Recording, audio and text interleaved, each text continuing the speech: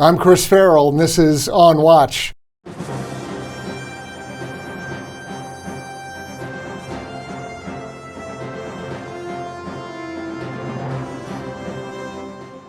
Welcome, everybody, to On Watch. We've got a video version of our podcast today. We're glad that you took time out to join us. On Watch is the Judicial Watch podcast where we take a deep dive on all sorts of topics, go behind the headlines, and get you the news that you miss out on from the regular mainstream media that just gives you headlines and kind of drive-by treatment. Today, we've got a great treat. Joining us is Dr. Shea Bradley-Farrell, the president of Counterpoint Institute for Policy Research and Education. Mm-hmm. Welcome to On Watch, Dr. Shea. Thank you for having me. This is a wonderful honor. Great to have you join us. Thank you. Let's kick off right away with something that you've done just in the past couple of days. Okay. And that is you have published an op-ed in Human Events that has to do with, among other things, rainbow flags. Why don't you tell us about it? Well, you know what initiated it was the fact that Biden put the United States flag at a subservient position to the pride flag on the United States White House. And I was actually in Europe at the time. I'd been living there for almost 2 months, and I woke up and heard the news, and I was so angry. And in my job, as I'm sure you feel the same way, you try not to get angry at everything, right? Or you'd spend your entire career angry, and it's not good for the soul. It's not good for my Christian witness.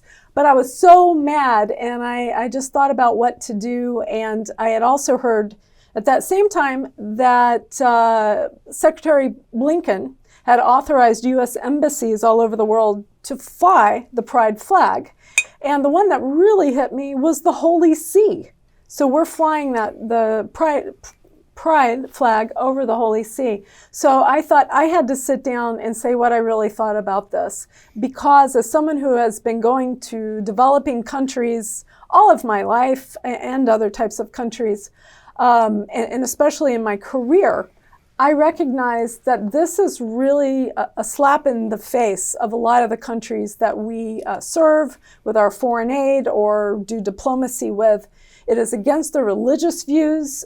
Pew Research even did a research project on it, and I guess in 2015 or 16, that showed that the majority of countries around the world finds actually homosexuality morally unacceptable. So whether you believe it or not, it is unacceptable or not, the countries that we're sending our aid to and we're pressuring into accepting this, they view it as a real, I guess, a disregard of their sovereignty.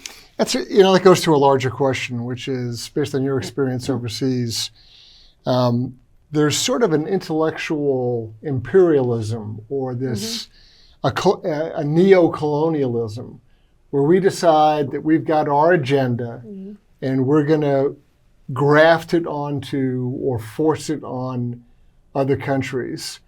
You've been all over the world. You've seen and experienced this. On this particular topic, where we have the current occupant of the White House declaring that the entire month of June is officially the LGBTQ, et cetera, month, how does that kind of foreign policy pressure, how does that play out overseas? Well, I will tell you that a lot of the countries feel pressured, what you just said, that they have to accept our social ideologies, our social programs that we're pushing into these countries in order to get aid and funding from us. This was an issue when I was working in another NGO up at the United Nations.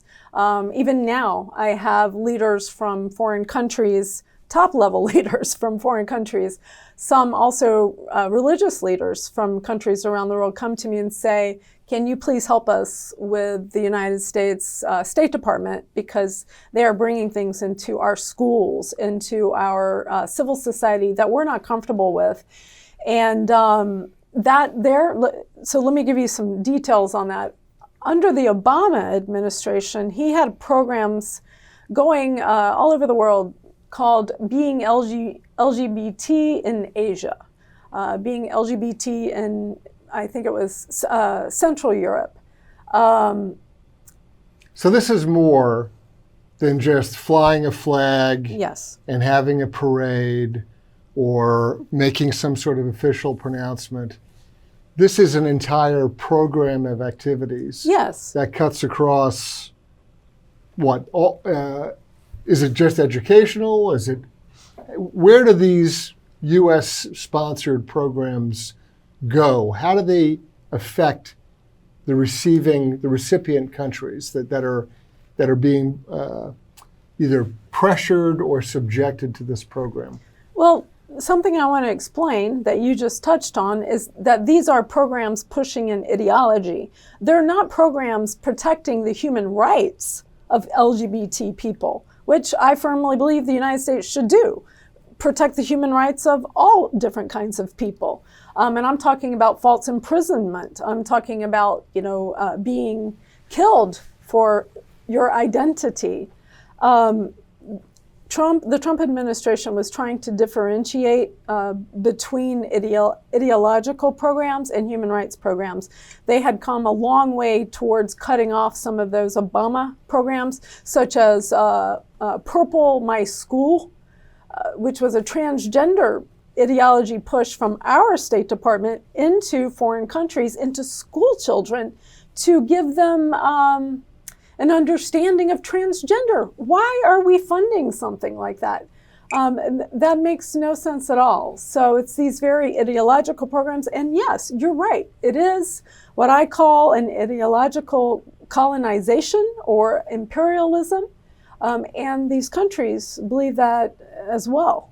So just for clarity, there's human rights, which is because someone's gay, that doesn't mean you have the authority to harass them, jail them, kill them. Yes. And there are places around the world where that is the standard, where if you're identified or suspected of being gay, it can happen. You can be killed.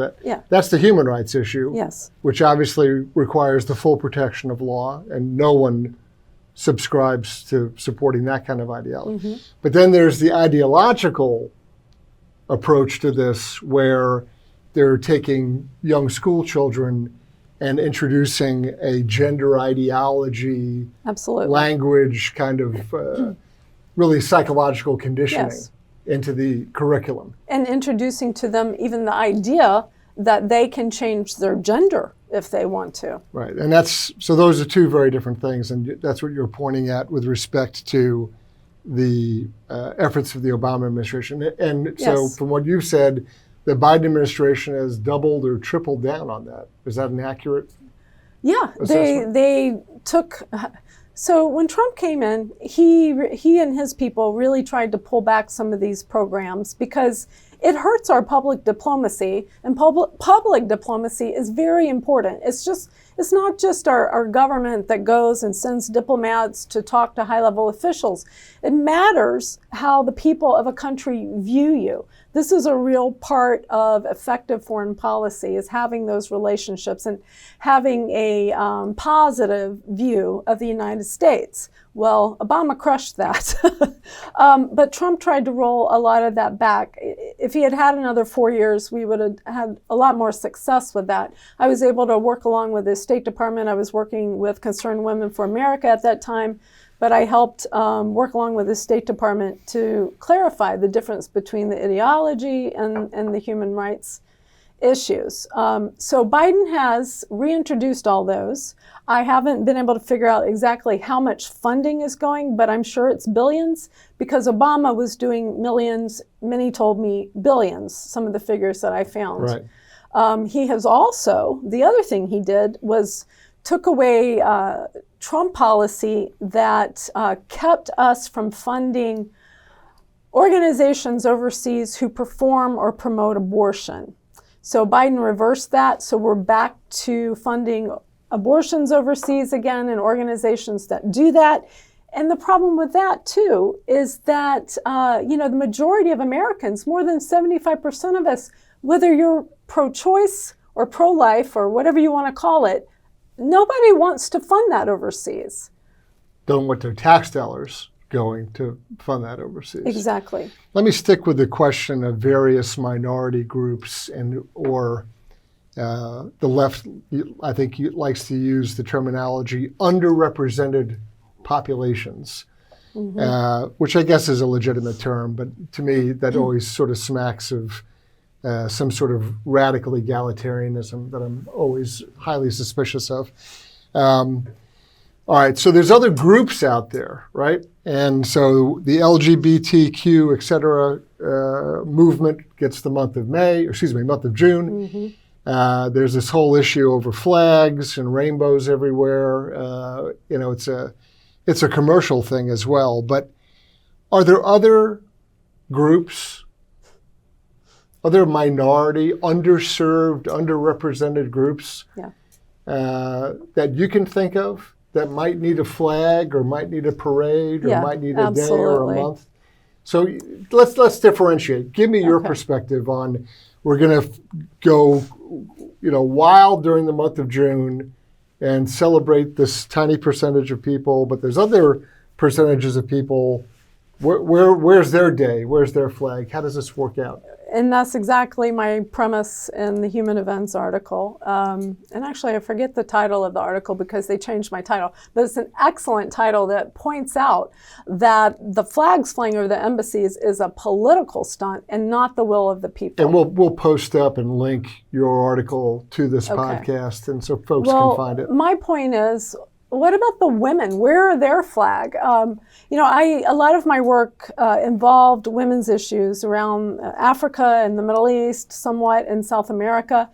Let's just look at the figures for a second. So most of the victims of human trafficking are women, over 60%.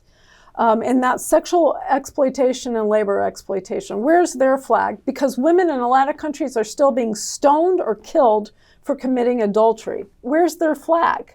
Where's the conversation? I don't hear that discussed, or very rarely do I hear that discussed. You mean that issue? Correct. Okay, so there are divisions in our State Department that are dealing with this. But in my opinion, since the Biden administration has been in office, anything that had to do with women's issues is also conflated with gender identity issues, which means biological men can also take the funds and the services that we're offering to women around the world. Women are being zeroed out by this administration. I mean, that's exactly anything how I that is a feel woman's about issue, traditionally, suddenly, there's a guy in a skirt, and that becomes the new symbol or the new, here's the example of the poster we want to point at. I mean, in saying where is their flag, I'm being a little silly, a little sarcastic, sort of. But I mean, that's the point. Here's another figure for you that really hurts my heart. There are so many girls under the age of 18 in the least developed countries, and I've lost the figure right now. I think it's like 37% under the age of 18 are married before they're 18. 10% are married before they're even 15. Do you know how many little girls that is? Where is their flag, Chris? We can also talk about other minorities like the Muslim minority of the Uyghurs in China. In China, yeah. There's at least 1 million of them in these re-education camps. And except for Secretary Pompeo talking about that some and really trying to change that, I don't see a lot of that in the Biden administration. But where are those people's flags? Because not only are they being thrown into so-called re-education centers, but many of them have been subject to forced abortion, forced sterilization. This is, I don't see the comparison, quite honestly. And this is my personal opinion. This may tick some people off, but I've been working on this issue for like 7 years domestically and overseas. I don't see the comparison. There is the research that I've looked at to say that LGBT people are terribly discriminated against. It really doesn't amount to a whole lot. Like I said, there are countries around the world where homosexuals are treated totally unfairly, and we should focus on that. I remember ISIS, chopping off the heads of people and pushing homosexuals off buildings. That's a terrible, egregious act, and the United States should act swiftly against this. But as far as LGBT people really having some kind of discrimination that they can't bear up under in the United States or around the world, and I'm probably making a lot of people mad right now, I don't find that research that holds up. I'm talking about statistics. Yeah, you see anecdotal stories of various persons complaining that their drag show was defunded. That to me, I literally have seen, whether it's a news article or whether it's a Twitter post, outrage over why can't we have this demonstration in a particular library or public school. I don't count that at the same level of gravity as the kind of systemic human rights abuses overseas. There's not the same, even in the United States. Women's discrimination was documented over historical time. It hasn't been the same with homosexual populations. So look, all of this is political power and dollars and cents. Yeah. Where's the horsepower behind this? What's driving all this? A lot of it comes from nonprofits that are funded by people like George Soros, the Open Society Foundation. This crazed obsession that our corporations have right now with putting tuck-it swimsuits in Target or transgender people for Budweiser, it is stemming from something called the Corporate Equality Index, which is a totally made-up index put out by the Human Rights Campaign. They are funded partially by Open Society Foundation, but this index and the political pressure behind it from this organization and their allies, like in the Biden administration and et cetera, has changed the fabric of corporate America, which is changing us culturally. So the way I take this and the way that I explain it is this is a shakedown operation. And so an organization, this is sort of the model for it. An organization says, I'm going to create a new index, and you either do what we say or you get a low score. Yep. And then they go in to either the diversity, equity, and inclusion person, or they go to the personnel management person. Yep. And they say, hi, I'm from organization XYZ. We have a new scale. You're failing. And exactly. You better do what we say, or we're going to do a press release saying how your corporation, you're all monsters, Yep. and you're human rights violators, and you don't follow the rule of law. But if you get on board and you give us a big donation, then we'll give you 100% on the score, and we'll say you're the greatest heroes in the world. That's exactly right. And this is, it's extortion. It's a shakedown racket. This is what mafia does. This is what all kinds of bad guys do. But I'm translating the technique used by some of these groups who give out scores. I think I might start giving out scores. Oh yeah. I'm not sure. I call it the idiot index, and go out and find people that I think are stupid and explain to them why they're stupid and why they should give me money. I think I might ascribe to that index. Yeah. So, but that's really, what I've described is really the model for how they do it. And can I give you an indication of how absolutely strong this is? A couple of weeks ago, the Daily Signal put out an article about Fox News. And Fox News, in their employee handbook, offers workplace transitioning for their employees, like tips and support and help. They have encouraged pronoun use, and they require people to use the bathrooms that they feel like right. Fox News. So, Well, that really exposes, the big lie, doesn't it? Right. Well, and they have a perfect score as well on that Corporate Equality Index, which kind of tells you a lot, doesn't it? Yeah. So if the employee handbook has all these requirements and various duties that are assigned, yet they talk a good game, and there's a lot of people sitting out in the middle of America watching it thinking, oh, they're on my side. And it doesn't sound like they really are on anybody's side other than their own. And Chris, can I kind of beat this where is their flag thing? Right. I was just thinking too, the Christian flag is actually a flag that stands for sacrifice and honor and all these really good things, and represents over 7 million or billion? Billion, that's right. 7 Close to 8 billion people around the world, which is like a third of the world's population. Why don't we fly that flag? Why not? Because they're very, according to Pew Research and Open Door, they are in the most persecuted religious group in all countries around the world. 360 million have reported like some sort of harassment. That's a very unpopular figure. That I believe there's an active effort to suppress that information. But so Christians are subject to discrimination. Yeah, discrimination, but we're talking about around the world also being put in jail, killed, right, attacked, raped. So why don't they have a flag already? Let's put that on the embassy. You can imagine the backflips of outrage that would occur if you proposed putting up a Christian flag. I use this to illustrate what I believe is the nonsensical position of putting a so-called pride flag on a United States embassy, signaling to the world our foreign policy, which does not represent the majority of Americans. So let's talk about how that is viewed in Europe. You just spent nearly a couple of months running around Europe, talking to various people, doing your work. The people that you engaged with and talked with,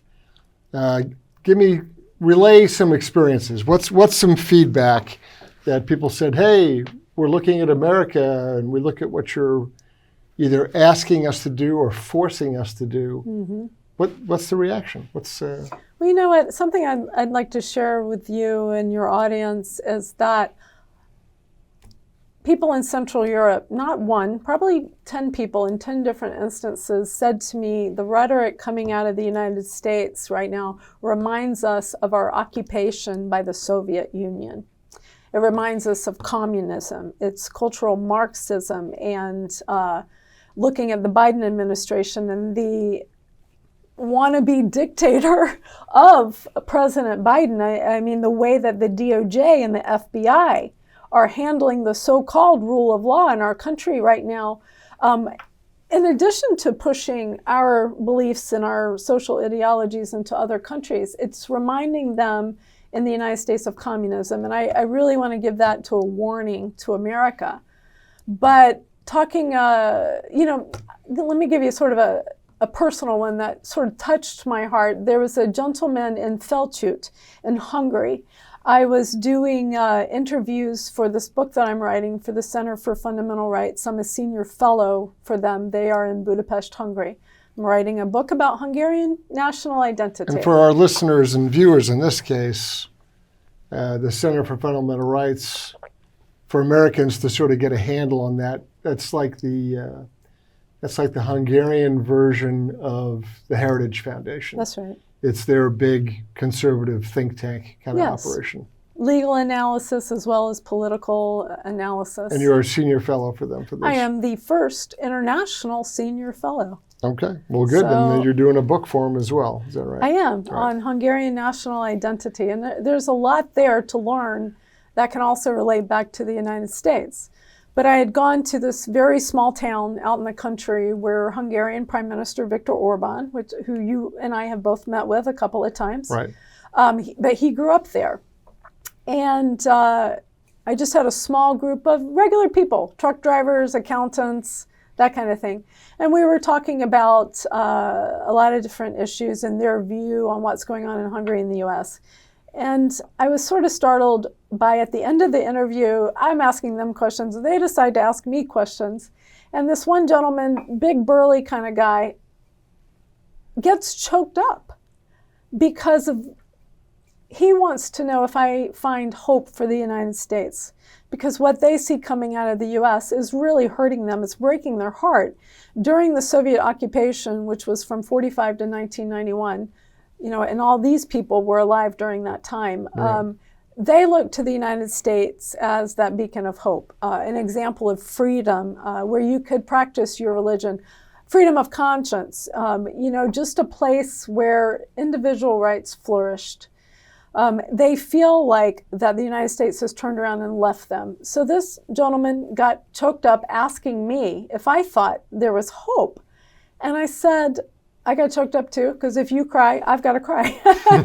And also, it's an issue that I'm very passionate about. But I said, yes, we would not be doing what we're doing to save our country and to point it in the right direction if I didn't believe that there was hope for the United States. And I made this point that Americans are way more than our sexual identity and our sexual preferences. Americanism has nothing to do with gender identity. Our Constitution protects the rights of all Americans, not just these little political groups. I mean, there's some of these are boutique fads and ideologies that they take on their 15 minutes of fame, comparatively speaking. Yeah. And so we shouldn't get consumed by that. We shouldn't lose perspective and sight of everything else that's America, because a very vocal, very small number of people, very well-funded people are making really some outrageous demands on what should be done. Because society should be turned inside out for very small people. They don't represent the majority of Americans. Right. And to kind of make this point, I know you can talk even more about this, but they are very well funded. And for some reason, the right has not gotten to the point of understanding that they've got to fund NGOs to the same degree and programs and strategy as the left does. The left's been doing it for decades, and that's something I know that you talk about sometimes. Yep. It's part of the strategy, correct? It is. I mean, it's cultural Marxism to the nth degree. They capture the culture. You have to look at the work of an Italian Marxist by the name of Antonio Gramsci, who talked about capturing the culture and all the different ways of doing it in order to influence people. And you're really psychologically conditioning the population and giving them new normals that they, over time, they drift from all of their social mores and taboos, and you keep introducing a new normal at each level. And eventually they become really unhinged or disconnected from, or they lose their grounding, their anchoring in all that was a foundation for society, for civilization. So once you can reject Western civilization and adopt this make-believe world where, the workers create their own paradise, et cetera, there is literally no end to it. And my point is that the liberal left is very good at funding Very good at it. NGOs to do this. Yeah. I was in a high-level meeting with high-level conservatives. Somebody was giving a presentation and showed the difference of where Republican money goes as compared to Democrat money. And Republican money, I don't remember the figures, but towards NGOs, it was this little piece of pie. The liberal left, the Democrats, it was like it's the inverse. It was like 75% or something like that. So we should look at that as strategy to help us push the truth forward. So speaking of strategy, there's a couple more topics I want to touch on.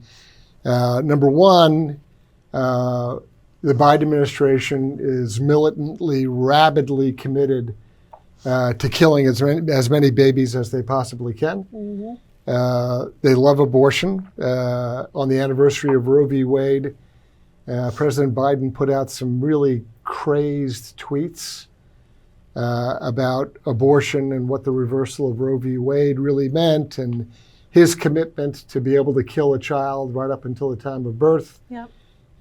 Just reckless stuff. I mean, stuff, if you backed up 20 years, no one would go near the kind of language that he is now advocating openly. That's right. Talk briefly about Biden revoking Trump's protections against abortion funding overseas. Again, this is sort of an overseas look at various issues and how American domestic policy is being received.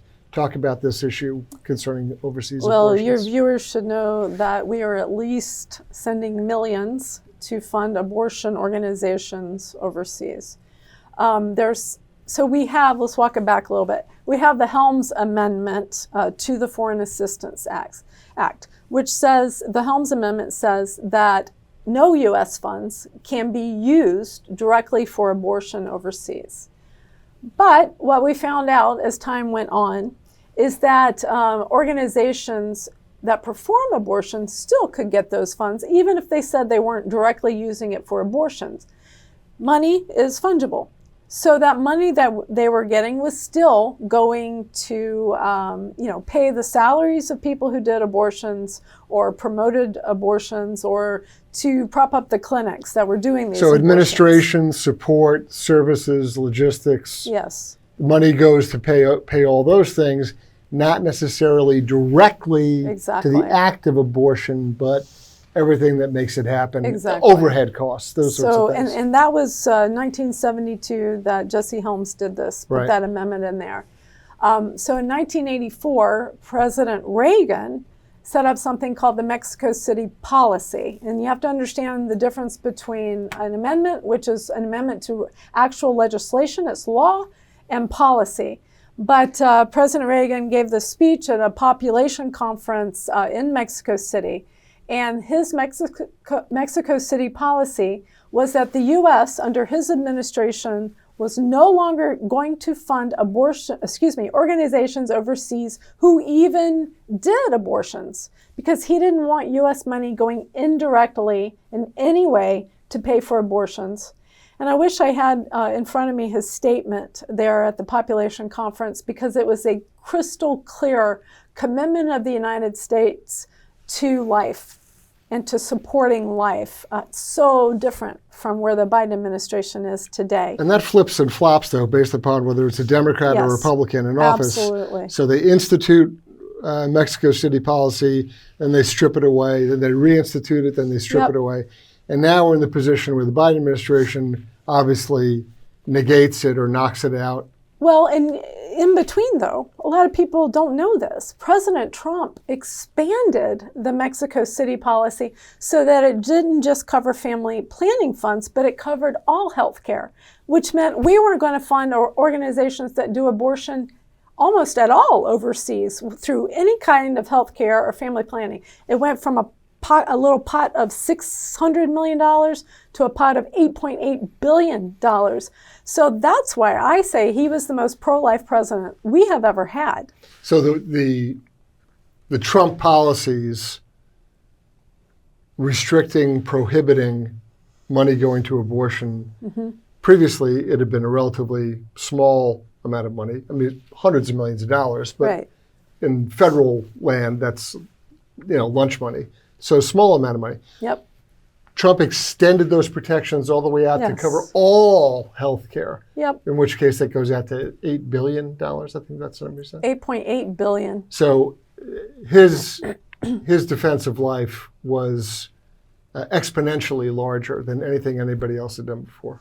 Yeah. So International Planned Parenthood didn't get funds because they refused to stop doing abortions. Marie Stopes International and a few others did not get any funds. I mean, it was an unprecedented and a very bold move. If anybody's interested in the details of it, I wrote a paper for Charlotte Lozier Institute, which is the Susan B. Anthony organization research. It's up on there. It's their think tank. It's up there on their website. It gives you the ins and outs of how all that happened. So Biden comes in and totally reverses all of that. So we're back again to spending U.S. tax money on organizations that will do abortions, which is really directly against what most Americans want. Most Americans don't even know we're doing this. Heavy stuff. Lightning round. 2 big topics from this week that can't be ignored. And based on your background and training, your PhD from Tulane, International Development, we need to talk about 2 international events or situations. Russia and China. Small topics. Something that can be handled. How long do we have? Yeah. But I do want to get your read just quickly on this past weekend in Russia, all kinds of turmoil. Yeah. What's your your quick kind of instinctive reaction to all the reaction, discussion, prognostication. Okay. 3 things. Nobody really knows what happened. It's very confusing. Who was paying them is my question. Second thing about that is Ukraine didn't take the opportunity to move their counteroffensive forward while there was so much chaos in the Kremlin. I don't know why not. That's a great point. Third, I think that this has given Putin an opportunity really to strengthen his control and his power, because the people who are criticizing him, this war is too expensive for us, it's dragging on, he would allow. I don't think he's going to allow anything like that anymore. Okay, well, that's a great quick coverage of Russia. Let's slide over to another small issue, China. A lot of weird stuff this week. Let's just start off with our illustrious Secretary of State, Antony Blinken, went to China. That's kind of the kickoff point. What are your takeaways for the last week with regards to U.S. policy and activities in China? He got a very lukewarm reception. He didn't even know he was going to be able to meet with the president. He met with some undersecretary, assistant, underling. He didn't know to the last minute he was going to get to actually talk to Shea. This, to me, is just another piece of our humiliation before China. When we pulled out of Afghanistan the way we did, China was laughing at us on the world stage, and they looked at it as an opportunity, to go towards our base that we abandoned.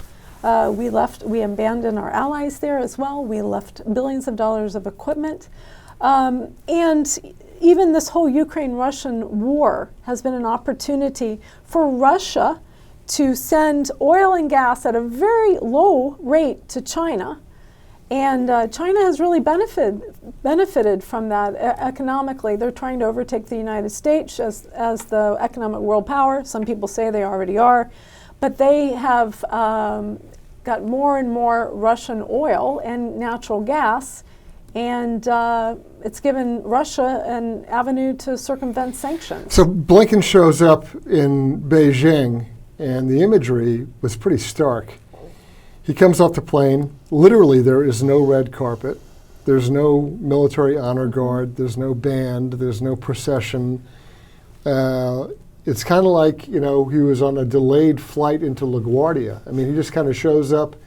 Nobody's there. The guy meeting him, as you mentioned a moment ago, is like some third deputy assistant undersecretary for North American Affairs. Mm-hmm.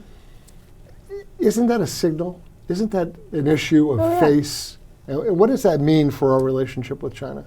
Well, that was kind of my point in the beginning. I think that China looks at the Biden administration as a chance to do whatever they want to do. Russia certainly has. It has really hurt the way that we look on the world stage.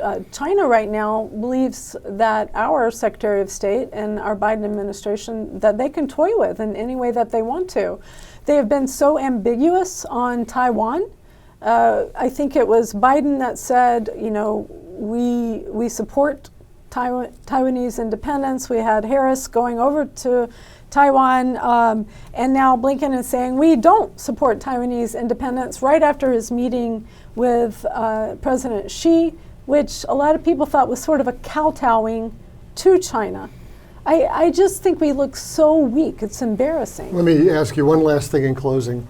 So it's my position that we look weak and pathetic in front of our adversaries, whether it's China and Russia. Mm-hmm.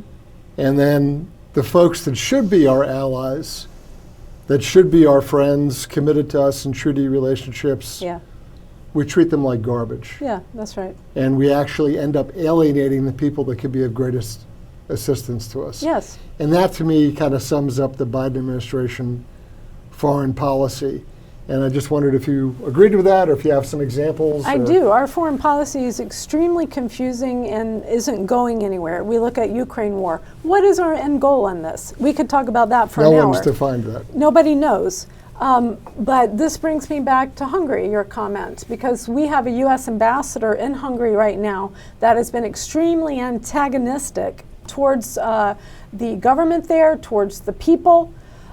He, even in his confirmation hearing, called Hungary a human rights abuser because Hungary doesn't want LGBT curriculum from the EU into their schools there. Homosexual people, transgender people in Hungary, they live peacefully and with respect, just like all people do. It's kind of like the U.S. was back in the 1980s. You know, they are not able to get married. They do have civil unions. But he has labeled Hungary as a human rights abuser because of this. He's very antagonistic towards them because they do not support sanctions against Russia simply because all of their energy comes from Russia. They're a small landlocked country, and they couldn't turn this around as fast as the EU and everybody wanted them to. I don't even know that they totally can do that, although they are trying to diversify their energy. So anyway, I forget exactly what your question is, but this ambassador is no ambassador. No, I mean, you've given a crystal clear example of what I was pointing at with respect to how we treat our friends. How do people find out more about Counterpoint Institute? Go to counterpointinstitute.org. Subscribe for our newsletter. It's about once a month. So you'll find out where we're going, what we're doing. We don't just sit in D.C. and think great thoughts, as you say, although we do that. We go to Capitol Hill, we write policy papers, but we go down to the border to find out what's happening. We go to Central Europe, to CPAC Hungary, to find out what's going on around the world, to the Ukrainian refugee centers. So we try to bring back the real truth about what our foreign policy should be guiding. So the website again is what? Counterpoint Institute? Counterpointinstitute.org. You can follow us also on Twitter or Instagram, Facebook, and we'd love to hear from you. What are your handles on social media? At Counterpoint DC is Twitter. Counterpoint Institute is Instagram, and that's all I remember. How about you? What's your Twitter handle? It's at Dr. Shea DC. At Dr. Shea _DC, I think for all three. So we'd love to hear from you, and thank you for having me, and where we can discuss really what's really going on around the world and how our foreign policy is affecting it. Yeah, this has been great. These are all topics that get very short shrift or just sort of cursory coverage, so it's a great opportunity to discuss them at length with you. Mm-hmm. That's what this show has been about for years now in any number of different formats. So we appreciate you taking the time to come in and talk to us. Dr. Shea Bradley-Farrell, President of Counterpoint Institute for Policy Research and Education, thank you very much for joining us. Thank you for having me. I'm Chris Farrell, on Watch.